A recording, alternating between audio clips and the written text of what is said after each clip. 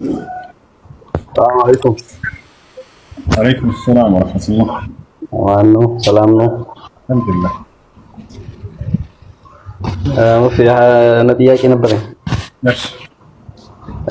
ለምሳሌ አንድ ነገር የሆነ እንትን ጫጫታ ሰምተን እና ደግሞ ለማረጋገጥ ነው ትንሽ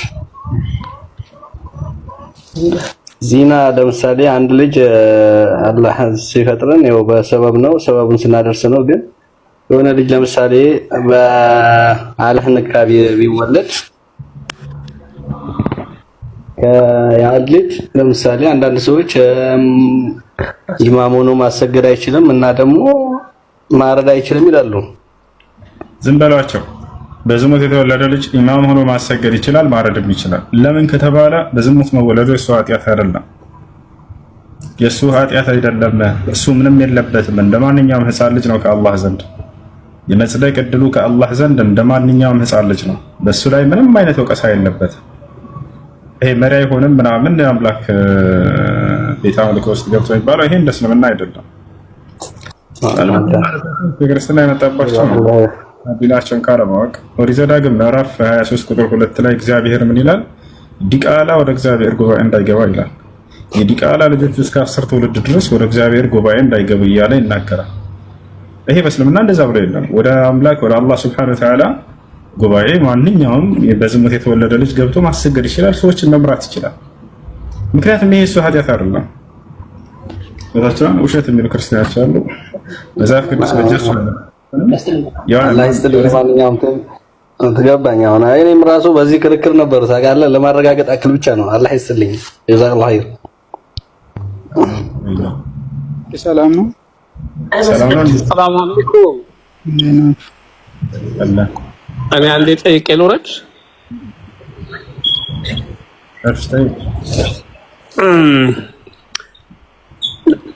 የውመል ቂያማ የሰው ሀቅ ያለበት ሰው የሰውን ሀቅ አላህ በሰው ሀቅ ውስጥ አይገባም። ሰው የገደለ ሰው ለምሳሌ ያክል የማን ሀቅ ነው? የሟች ነው ወይስ የአላህ ሀቅ ነው? ሰው የገደለ ሰው የሶስት አካሎች ሀቅ አለበት። ሰው የገደለ ሰው የሶስት አካል ሀቅ አለበት። አንደኛ የተገደለው አካል፣ ሁለተኛ የቤተሰቦች ሀቅ አለበት ልጃቸውን ስለገደለባቸው ወይ አባታቸውን ወይ እናታቸውን፣ ሶስተኛ የአላህ ሀቅ አለበት። ምክንያቱም አላህ የማንንም ነፍስ አላግባብ እንዳታጠፉ ብሎ ከልክሏል። ይህን ትዕዛዝ ተላልፏል። ስለዚህ የሶስት አካል ሀቅ አለበት። ይሄ ሰውዬ እንዴት ነው በሶስቱም ሀቅ ይጠይቃል ወይ? አዎ ይጠይቃል። ስለዚህ አንድን ሰው የገደለ ሰው የሶስቱንም ሀቅ እንዴት ነው የሚወጣው የሚለውን ላስረዳችሁ። አንደኛ የአላህን ሐቅ በምን ይወጣል ከተባለ ወደ አላህ Subhanahu Wa Ta'ala ተውበት በማድረግ አላህ Subhanahu Wa Ta'ala እኔ የፈጠርኩትን ነፍስ እንዳታጠፉ ብሎ ተናግሯል አላግባብ። ያን ያጠፋ ሰው ወደ አላህ ተውበት ያድርግ። አምላክ ያላህ ሆይ አንተ ክብሬ የፈጠርከውን ነፍስ በማጥፋት ምክንያት ኃጢአትን አድርጌያለሁ፣ ትዕዛዝህን ተላልፌያለሁ፣ ስላለፈው ይቅር በለኝ፣ ከዚህ በኋላ ግን እንዲህ አይነት ኃጢአት ላይ አልገኝም ብሎ ንስሐ ማድረግ አለበት። ተውባ ሶስት መስፈርቶች አሉት። الندم على ما مضى ስላለፈው መጸጸት በሰራ ወንጀል፣ ሁለተኛ الإقلاع አሁን ላይ እርግፍ አድርጎ ያለው ወንጀል መተው፣ ሶስተኛ العزم على عدم العودة ወደዛ ወንጀል ዳግም ላለመመለስ መወሰን። ሶስቶቹ መስፈርቶች ግድ ናቸው። وإذا كان الذنب يتعلق ببني آدم فلا بد من الرد تلك الحق كما أمر بذلك الكتاب والسنة قرآن حديث عززوا يعني ለቤተሰቦቹ ሐቃቸውን ይመልሳል። ወደዛ እንመጣለን። ስለዚህ አላህን ሐቅ ተውበት በማድረግ ይወጣል ይሄ ሰው። ሁለተኛ የቤተሰብ ሐቅ አለ። የቤተሰብ ሐቅ አለ። ልጃቸውን ብትገልባቸው ከሁለት አንድ ነው የሚሆነው መግደል። አንደኛ አውቆ የገደለ ሰው፣ ሁለተኛ በስተት የገደለ ሰው። ሁለቱ በአንድ ደረጃ አይደሉም እንደ እስላም። ለምሳሌ አንተ የሆነን ሰው ሆድ ብለህ ለመግደል አስበው ሄደህ ብትገለውና ሳታስበው መኪና እየነዳህ እያለ መስመርህን ይዘህ ገባብህና ያን ሰው ገደልከው። ሁለቱን በአንድ እይታ አይደለም ኢስላም የሚያየው። ሁለቱ በአንድ እይታ ቢሆን ኖሮ በደል ነው የሚሆነው፣ ስህተት ነው። አያችሁ፣ አውቆ የገደለን ሰው ያን ነው የገደለ ይገደል የሚል ህግ ያወጣ አላህ Subhanahu Wa Ta'ala። ወጣቸዋል ዳግም በሌላ ሰዎች ነፍስ ላይ እንዳይረማመድ ይሄ ቅጣት ተደረገ። ስለዚህ ይሄንን የገደለ ይገደል ሲል ጊዜ አንድ ሰው ሌሎችን በገደለ ጊዜ ራሱ ነፍስ እንደሚገደል ያውቃታልና የሰውን ነፍስ በማጥፋት ላይ እንዳይዳፈር ነው ይሄን ህግ አላህ ያወጣው። ብዙ ጊዜ ጭካኔ የተላበሱ ህጎች ይመስሉናል። አይደለም። የአላህ ህግጋቶች እንዳለ የሰዎችን ከኃጢአት ለማቀብ የተደነገጉ ናቸው። ስለዚህ አውቆ የገደለን ሰው ነው የገደለ ይገደል ተብሎ የተደነገገው። አንደኛ እሱ ነው። ሁለተኛ በስተት የገደለ ሰው ለምሳሌ መኪና እየነዳ እያለህ እንደ ምሳሌ የገባብህና የሰው ገደልከው። እንደዚህ ከሆነስ የገደለ ይገደል ይባላል ወይ? አይባልም። ታዲያስ ለሟች ቤተሰቦች ቅጣት ይገባበታል። ይሄ ሰው መስጠት አለበት። ገብታችኋል? ለሟች ቤተሰብ ቅጣት ይሰጣል። ይህን ማስረጃ ከቁርአን ላይ አላህ በሱረቱ ኒሳ ላይ ሲናገር ይላል የቁል አላሁ ሱብሓነሁ ወተዓላ ወማ ካነ ሊሙእሚኒን አን የቅቱለ ሙእሚናን ኢላ ኸጠአ። አንድ አማኝ ሌላን ሰው በስህተት ካልሆነ በስተቀር ሊገድል አይገባውም አለ። አውቃችሁ በፍጹም እንዳትገድሉ አለ። እንዳው በስህተት ከገደላችሁስ መን ቀተለ ሙእሚናን ኸጠአን ፈሊዩቅተል አለ። ላ በስህተት ሰውን የገደለ ሰው ለቤተሰቦቹ ካሳ ይስጥ ብሎ ተናገረ። ፈተሕሪሩ ረቀበቲ ሙእሚነትን ወዲየቱን ሙሰለመቱን ሊአህሊሂ ኢላ ይሰደቁ። ይቅር ካላሉ በስተቀር ቤተሰቦች ለቤተሰቡ ያንን ለሟች ቤተሰብ ካሳ ይስጥ ብሎ ተናግሯል። ካሳው ምንድን ነው ታዲያ ከተባለ 100 ግመል መስጠት አለበት። ስንት? 100 ግመል መስጠት አለበት። እሺ ኮሜንት ላይ እባካችሁን እኔን የሚሳደብን ሰው አትመላለሱት። ትኩረታችሁን ሊስቧችሁ ነው። ትምህርታችሁን ተከታተሉ። አትመልሱ ለኮሜንት ተሳዳቢዎች። አላህ በቁርአን ላይ ምን አለ? ወኢዛ ሰሚዑ ለግወ አዕረዱ ዐንሁ አለ። ከንቱ ንግግርን ሲሰሙ ጊዜ የኔ አማኝ ባሪያዎች ያንን ዘወር ብለው ጥለውት ያልፋሉ አለ። ለና አዕማሉና ለኩም አዕማልኩም፣ እኛ ስራ አለብን የራሳችን መልካም ስራ፣ አንተም የራስህን ክፉ ስራህን ይዘህ ሂድ ብለው በዛው ጥለው ይሄዳሉ። አትመላለሱ ኮሜንት ላይ። እዚህ ብቻ አይደለም ማንኛውም ቪዲዮ ሰርቶ እዚህ ሶሻል ሚዲያ ላይ እዛ ይሄዳቸው አትመላለስ። ኮሜንትም ላይ ተዋቸው፣ ትርኩሁም እለፏቸው እላቸዋል፣ እለፏቸው። አንዳንዴ ሐሰትን በዝምታ መግደልን ልመዱ። ዑመር ብን አልኸጣብ ምን አለ? አሚቱል ባጢል ቢስኩቲ ዐንሁ አለ። ሐሰተኞችን ወይም ሐሰትን በዝምታ ግደሏቸው ብሏል። ዝም ሲባሉ ትኩረት እንዳልተሰጡ ሲያውቁ ጊዜ ሲደክማቸው ይተውታል። ይህ ልጅ ደጋግሞ ይጽፋል ዋህብያ ጋራጅ እያለ እናንተ የመለሳቸውለት ስለሆነ ደጋግሞ ይጽፋል። ዝም ብትሉት 3-4 ጊዜ ጽፎ ይተው ነበረ። እኔ አንቀን ዝም ብላቸው ገባቸዋል። ለተሳዳቢና ለዘላፊ ስም እየወጣችሁ እንዲህ ቪዲዮ በሰራችሁ ቁጥር ደስ ነው የሚላቸው። ለዛስ ያን ነው የሚፈልጉት፣ ትኩረት ነው የሚፈልጉት። ስለዚህ ትኩረት እንዲሰጡ ራሳቸው አታድርጓቸው። እትርኩሁም ተዋቸው። በራሳቸው ጊዜ ጩሁ ይሞታሉ። ትኩረት እንዳልተሰጣቸው ሲያዩ ጊዜ ያቋርጡታል ያንን የሐሰት መንገድ። እሺ እና ስለዚህ በስተት የገደለ ሰው ምንድነው ለቤተሰቡ ካሳ መስጠት አለበት። ይሄ ሰው ይወታቸዋል አይደል? ካሳ ይሰጣል ለቤተሰቦቹ። 100 ግመል ነው የሚሰጠው ሰው ለቤተሰቦቹ። ይቅር ካሉ እነዚያ ሰዎች ብሎ የሚለውን እስላም አስቀምጧል። ይቅር ካሉ ችግር የለውም ያንን እለፏቸው ብሏል። ይቅር ካሉ። እሺ የገደለ ይገደል የሚለውን መለስ ብለን እንመልከተው። የገደለ ይገደል የሚለው አውቆ የገደለ ሰው ነው ተባብለናል አይደል? እሺ ያንን ኢስላም ሌላ መንገድ አስቀምጧል ወይ? ያ የገደለው ሰው እንዳይገደል ሌላ መንገድ አስቀምጦለታል ወይ ከቤተሰብ አንጻር ከተባለ አዎ። ለምሳሌ የገደለ ይገደል የሚባለው አውቆ የገደለ ሰው ነው ብለናል። የተገደለባቸው ሰዎች አውቆ የገደለባቸውን ሰው ይቅር ካሉት አልፈናል፣ በቃ ይቅር ካሉት የዛኔ ከቤተሰብ ያለውን ነገር ይታለፋል ይሄ ሰው። ልብ በሉ። ወይንም ደግሞ አይ እኛ የገደለብን ሰው አውቆ ቢገልም በቃ እንዲገደል አንፈልግም፣ ግን ካሳ ይስጠን ካሉ ይሄንን መንገድ ኢስላም አስቀምጦለታል። የሚተርፍበት መንገድ አያችሁ አይደል? ስለዚህ እኛ እንዲገደል አንፈልግም፣ ካሳውን እንቀበላለን ካሉ እሰየው። አይ ጭራሽ ካሳውን አንፈልግም ከአላህ ዘንድ አውፍ ብለንለታል፣ በቃ እኛ ወደ አላህ ተውበት ያድርግ ንስሐ ያድርግ እንጂ ዳግም ሌላ ሰው ላይ ድንበር እንዳያልፍ ይሄ ሰው ብለው መንገድም ካለፉለት ይሄን መንገድ አስቀምጦለታል ኢስላም። ገብታችኋል አይደል? ይሄ እና ይህን በተመለከተ ግን ወደ ክርስትና ብንመጣ ኮሜንት ላይ ዋሃብያ ራጅ ስላለ ነው ይህንን ስናገር ልጁ እንዲህ አይነቶችን መስፈርቶች አላስቀመጠም መጽሐፍ ቅዱስ። ቀጥታ ቃል በቃል የገደለ ይገደል ነው ያለው። አውቆ የገደለ በስተት የገደለ ብሎ ሂሳብ የለም። የገደለ ቀጥታ ይገደል ነው ያለው። ሰው ሰውን መጥቶ ቢገድል ፈጽሞ ያ ገዳዩ ይገደል ብሏል እግዚአብሔር። ይዛቸዋል። ሰው ሰውን ቢገድል ያ ሰው ገዳዩ ይገደል አለ። ኢስላም ግን እንደዚህ የሚለየው ምንድነው? ይሄን አውቆ የገደለ አውቆ ያልገደለ፣ ልክ እንዲሁ ደግሞ ከዛ በኋላ ሰው የሚተርፍበትን መንገድ ሁሉ አስቀምጥለት። አልሐምዱሊላህ ዐላ ኒዕመቲል ኢስላም። ሌላኛው ነገር ምንድነው? ስለዚህ አሁን አንደኛ የአላህን ሐቅ ተረዳችሁ፣ ተውበት ማድረግ ንስሐ ማድረግ። ሁለተኛው ሐቅ ምንድነው ከተባለ ከቤተሰብ ጋር የሚገናኝ ነው፣ እሱን ጨረስን። ሶስተኛው ደግሞ የማን ሐቅ ቀረ? የሟቹ ሐቅ ቀረ። ነገ የውመል ቂያማ የትንሣኤ ቀን ይሄ የተገደለ ሰው ይህ ሰው ደሜን አፍስሷልና ፍትህ እፈልጋለሁ ብሎ ከአላህ ፊት መቆሙ የማይቀር ነው። ነገር ግን ያንን ነፃ የሚወጣው ምን አይነት ሰው ነው ከተባለ የዛኔ ከሰውየው ጥያቄ የሚተርፍበትና የሚድንበት አምላክ አላህ ያዘዘውን በምድር ላይ ከፈጸመ ነው። አንደኛ ንስሐ ካደረገ፣ ሁለተኛ ለቤተሰብ የተቀመጠበት ቅጣት አለ እንደ ኢስላም። እነዚያን ከተዋጣ ይህ ሰው ሶስተኛውን የሚዋጣበትን መልካም ነገር አላህ የትንሣኤ ቀን ይሰጠዋል።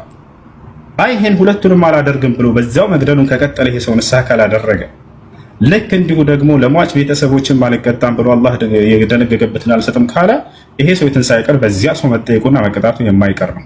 ገብቷችኋል? ይሄ ነው ከኢስላም አንጻር የገደለ ይገደል የሚባለው። የሶስት አካሎች ጥያቄ ያለበት የሶስቱንም በዚህ መልኩ ለመውጣት የሚችል እሺ። ጀዛኩሙላሁ ኸይራን። እኔ እንኳን ይሄን ጥያቄ የጠየኩት ከአንድ ቂሷ ይሁን ሐዲስ ነበርና 99 ሰው ገሎ አላህ እንዴት ይምረኛል ብሎ በጠየቀ ሰዓት የሆነ ሰው ሲጠይቀው አይ አላህ አይምርህም ይሄን ሁሉ ሰው ገለ ሲለው እሱንም ይገለዋል። ከዛ በኋላ የሆነ ቦታ ሄድና ደግሞ ሲጠይቅ የሆነ ሰው እሱ ደግሞ አላህ መሐሪ ነው ይምርሃል ይለዋል። እና ከዛ በኋላ የጀሃነምና የጀነት መላእክቶች እዚህና በዚህ ሆነው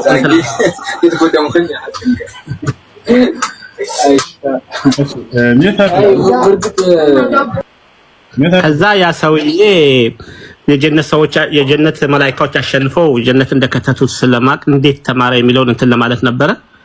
እሱም ብታብራራው ደስ ይለኛል። እሺ አሁን በነገርኳችሁ መስፈርት መሰረት ይሄንን መረዳት ትችሉ ነበር። ልድገሙ። ካለፉት ሰዎች መካከል አሉ ነብያችን ሰለላሁ ዐለይሂ ወሰለም ከእናንተ በፊት ከነበሩ ሰዎች መካከል አንድ ሰው 99 ሰው ገድሎ ነበር አሉ። በጣም ኃጢአተኛ ነበር ሰውዬው። ገብቷችኋል? አማኝ ነው አላህ ያምናል፣ ግን ኃጢአተኛ ነው። ልክ ዛሬ በምድር ላይ አማኝ ሆኖ ኃጢአት እንደሚሰራ ሰው ማለት ነው። ከዛም ይሄ ሰው 99 ሰው ከገደለ በኋላ የሆነን ሰው ሄዶ ጠየቀው። ወጀደ ረጁለን ዓቢደን ለኪነሁ ጃሂል። አንድን ሰው አገኘ። ያም ሰው በጣም አላህን ይገዛል፣ ግን እውቀት ያን ያክል አልነበረውም። ከእውቀት አንጻር ያናሳ ነበረ። ልክ ዛሬ አንዳንድ ሰው አይታችኋል፣ በጣም ዒባዳ አምልኮ ያበዛሉ፣ እውቀታቸው ግን አነሳ ነው። ከዛ ይህ ሰውዬ ምን አደረገ ከተባለ ይሄንን ሰው ያገኘውና ጠየቀው። ጥያቄ ልጠይቅህ ነው አለው። ጠይቅ አለው። እንደው 99 ሰው ገድዬ ነበር አላህ ይምረኛል አሁን ንስሐ ባደርግ ብሎ ጠየቀው። አይ አይምርህም አለው። ካልማረኝስ በአንተ ለምን አልሞላውም 100ኛ አለና 100ኛ ሰውየውን ገደለው። 100ኛ ሰውየውን ገደለው። ይሄ መግደሉ ትክክል ነው እያለ አይደለም ኢስላም። ገብታችኋል? ታሪኩን እየነገሩ ነው ነብዩ ሰለላሁ ዐለይሂ ወሰለም። አይ አይምርህም አለው። ከእውቀት ማነሱ ነው እንጂ ይሄን ያለው አላህ ሱብሓነሁ ወተዓላ ወደ እርሱ ንስሐ ካደረገ ይምረው ነበር። 100ኛ በአንተ ለምን አልሞላብህም ካልማረኛ አይቀር ብሎ 100ኛ ሞላ። ከዚያ በኋላ ይሄ ሰው ሄዳሉ ነብዩ ሰለላሁ ዐለይሂ ወሰለም። አሁንም እየሄደ ያለ መንገድ ላይ ወጀደ ረጁለን ዓቢደን ወዓሊማ። ሁለተኛ ሰው ግን ምን አይነት ሰው አገኘ? የእውቀት ባለቤት ይሆናል። ያም ሰው አላህን የሚገዛ የሆነ ሰው አገኘው። እንደው 100 ሰው ገድዬ ነበር አሁን ንስሐ ባደርግ አላህ ይምረኛል ወይ አለ። ከዚያም ያው ሰው እውቀቱን መሰረት አድርጎ ያው አንድ ሰው በህይወት እስካለ ድረስ ወደ አላህ ንስሐ ካደረገ ይማራል አለው። አላህ ይሄን የተናገረው በነቢያት ሁሉ በኩል ከነብዩ ሰለላሁ ዐለይሂ ወሰለም በፊት በነበሩት ንስሐ እስካደረገ ድረስ ሰውየው አላህ ይቅር ይለዋል። ወታቸዋል አላህ በቁርአን ላይ ወኢኒ ለገፋሩ ሊመን ታባ አለ። ወደ እኔ ንስሐ ላደረገ ባሪያዬ ግን እኔ ምርለታለሁ ብሎ ተናግሯል። ስለዚህ ይህ ሰው ወደ አላህ ሱብሓነሁ ወተዓላ ተውበት አደረገ። ነገሩም አማረለት። በዚያ ሁኔታ ላይ ሳለ ሞተ። የቅጣት መላእክቶችና የዝነት መላእክቶች ወረዱ። እንግዲህ መለኩል ሞት በሚመጣ ጊዜ ሁለት መላእክቶች አይነት ይከተሉታል። አንደኛ ሰውየው አማኝ ከሆነ ነፍሱን የገነትን እንደሚገባ ከታወቀ ይህን ሰውዬ ነፍሱን መጥተው የዝነት መላእክቶች ይወስዱታል። ይወታቸዋል። የቅጣት ከሆነ ደግሞ ማን የካሃዲ ከሆነና ይህ ሰውዬ አማኝ ካልሆነ ኃጢአተኛ ከሆነ ይወታቸዋል። አማኝ ሆኖ የኃጢአት ባለቤትም ቢሆን የዛኔ በኃጢአት ስለሚጠየቅበት የቅጣት መላእክቶች መጥተው ይወስዱታል። በዚያን ጊዜ እነዚህ ሁለት መላእክቶች ሲታሉ ጊዜ የእውነት ማን ነው እንትን ሲሉ እኛን የምንወስደው እኛን ሲባባሉ አምላክ አላህ ሱብሓነሁ ወተዓላ ለእዝነት መላእክቶቹ እነሱ ፈረደላቸው። እናንተ ናችሁ የምትወስዱት፣ ምክንያቱም የሰው ንስሐ አድርጎ ነው የሞተውና።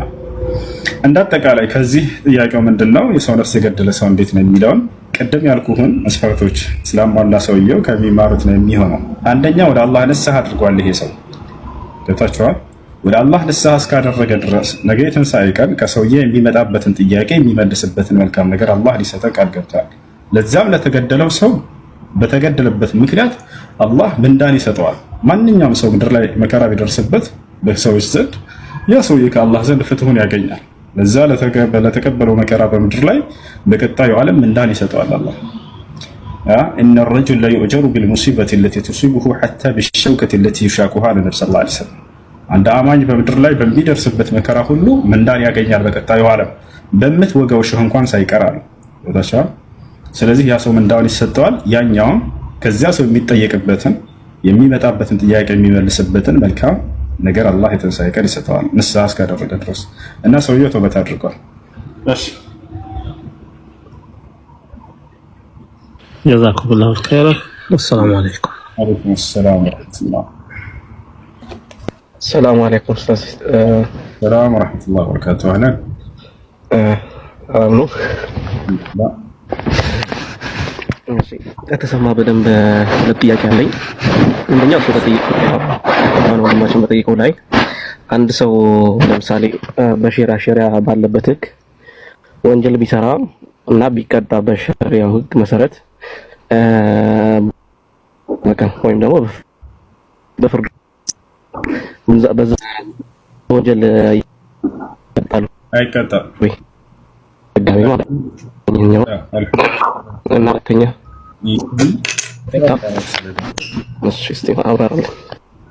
እና አንድ ሰው በምድር ላይ አላህ ስብሐነሁ ወተዓላ በነቢያቶች በኩል ባወረደው ህግና ስርዓት መሰረት ከተዳኘ በምድር ላይ በዚያ ህግና ስርዓት ከተቆመበት በቀጣዩ ዓለም ይቀጣል ወይ? አይቀጣም። ያ ራሱ እንደ ንስሐ ይቆጠርለታል እና በቀጣዩ ዓለም አይቀጣም። ይሄ ሰው ቅሰቱል ጋሚዲያ ታውቃላችሁ? ሐዲስ ላይ ሰምታችኋል። የጋሚዲያዋን ሴት በነብዩ ሰለላሁ ዐለይሂ ወሰለም ጊዜ ያ ረሱላህ እኒ ሑብላ ሚነ ዚና ፈጠሂርኒ አለች። አንተ የአላህ መልእክተኛ ሆይ እኔ በዝሙት አርግዣለሁ እና እባካችሁ ከኃጢአቴ አንጹኝ አለች። አሁን እዚህ ጋር ትልቅ መረጃ ያዙ። ከኃጢአቴ አንጹኝ ብላ እየተናገረች ያለው ማንን ነው? ረያን ነብዩ ሰለላሁ ዐለይሂ ወሰለም። አየህ፣ ነቢያቶች ከኃጢአት ያነጻሉ ተብሎ ቢገለጽ ችግር የለውም። ከኃጢአት ያድናሉ ተብሎ ቢገለጽ ያችሁ ህዝቡንም ከኃጢአቱ ያድናቸዋልና ስለተባለ ኢየሱስ ክርስቶስ መጽሐፍ ቅዱስ ላይ ከኃጢአት ያድናል ስለዚህ አምላክ ነው አይባልም። በፍጹም አይባልም። ከኃጢአት ማዳን የሚለው ለነብያት የሚሰጥ መገለጫ ነው። ነብዩ ሰለላሁ ዐለይሂ ወሰለም ተብለዋል ወይ? አዎ ተብለዋል። ከኃጢአት ያድኑኝ ያንጹኝ ብላ ተናግራለች። ነገር ግን ከኃጢአት የሚነጻው እንዴት ነው ከተባለ የአምላክ ህግና ስርዓትን እነዚያ ሰዎች ነብያት ስለሚያስጠብቋቸው ያንን የአምላክ ህግና ስርዓት ያን ሲጠብቅና በዚያ ህግና ስርዓት ሲሄድ ጊዜ ሰውየው የኃጢአትን ስርየት ያገኛል ማለት ነው። ስለዚህ ነብዩ ሰለላሁ ዐለይሂ ወሰለም ከኃጢአት የሚያነጹ ተብለው በቁርአንም ሁሉ ተገልጸዋል። ገብታችኋል? የነብያት መገለጫ ነው። ማን ነው ግን ኃጢአቱን የሚመራው? አምላክ ነው። ከኃጢአት የሚነጹበትን መንገድ የሚያሳየውና የሚያስተምረው ደግሞ ማን ነው? ያ ነው። ስለዚህ አብርሃም ሰላም ነው? ይሰማል?